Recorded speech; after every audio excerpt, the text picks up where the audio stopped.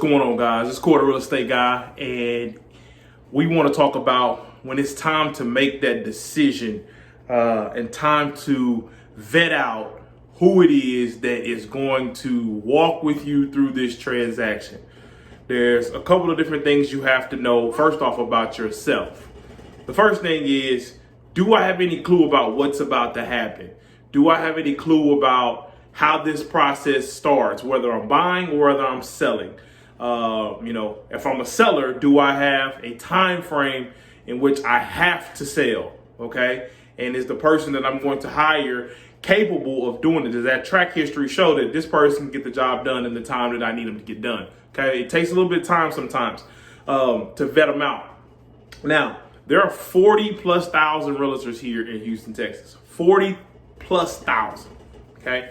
I would say about a third of those are actually practicing. And I would say even in that percentage of people, not a huge amount that are actually full-time, okay? And the reason why you want somebody that is full-time is because you want to be able to, when you're able, or and at your convenience, able to call them, submit something to them, ask something, and you need them available, you should be able to reach them by email, text, or phone, and they should be able to respond within a short period of time. But somebody who has, not to knock on it, because I understand that you're trying to transition, but somebody that has a 9-to-5, not necessarily going to be able to answer in the time that you need them to, and that may cause an issue. So just keep that in mind, okay? A lot of people like to go with, hey, this is my family member, I'm gonna give them an opportunity, this is somebody I know or a family friend, and that's great to give them the business. But at the same time, this is a large transaction, and this is something that you want to get the best bang for your buck out of it, especially since this person is going to get paid on the end of it, okay? So a couple of things you want to look out for when you are picking your agent. What agent is good for me? Are they market knowledgeable? In my market, if I'm selling, do they know my market? Do they know how to move my property? Or in the market that I'm buying, do they know how I can put in the correct offer in order to be more appealing to the people in front of me that are putting in offers, if they are, and do I know how to get an offer accepted, okay? Are they accessible? Like I said, the person that may be full-time and they do this every day, like I do all day, are you able to contact them and they get back to you in a timely fashion? Trustworthy, okay? Now, this one is hard. Trying to find out if somebody's trustworthy, okay? You got to go off their word. You can go off recommendations. You can go off of their experience. You can go off of referrals, okay? These help you. Hey, this person did this for me in my transaction. They'll be a benefit to you, okay? Gauging trustworthiness is hard, but find somebody and hold them accountable for what they're supposed to be doing and what they said they're going to do. Experience, okay?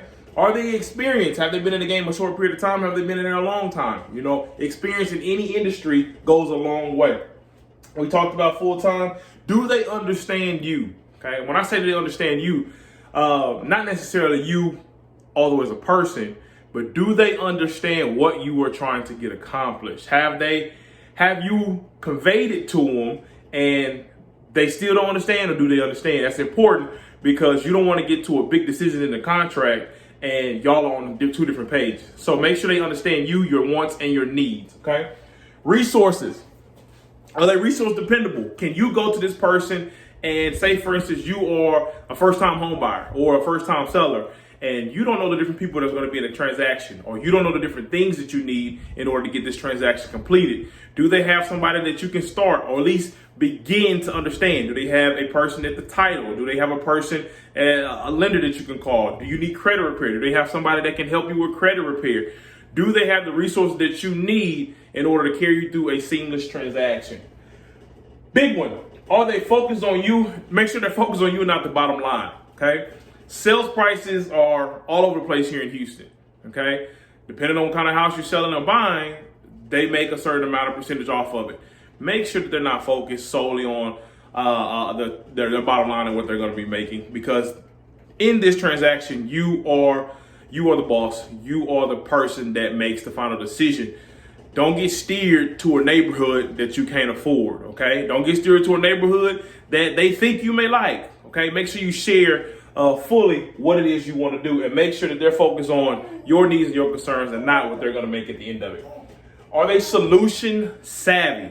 Okay, if a problem arises in the deal, okay, title issues, can't get a hold of the seller, something happens on some type of addendum, and who do they reach out to? How do they get something corrected?